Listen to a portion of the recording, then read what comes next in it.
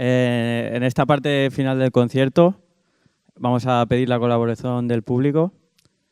Vamos a hacer un concierto de una pieza de oboe con acompañamiento de vuestros móviles. Al inicio del concierto se han instalado unas aplicaciones a los que han pasado por la mesa y van a interactuar de dos maneras distintas. En la primera parte de la pieza habrá diferentes sonidos que se emitirán desde el móvil, sonidos de la naturaleza, creando así un sonido ambiente como si estuviéramos en la naturaleza misma. Y en la segunda parte se ha configurado los móviles para que controlen el ordenador, de ahí el sonido del micro, y este filtrará el sonido del oboe, creando un sonido más rico. Nada, va a pasar la solista Maite Sala.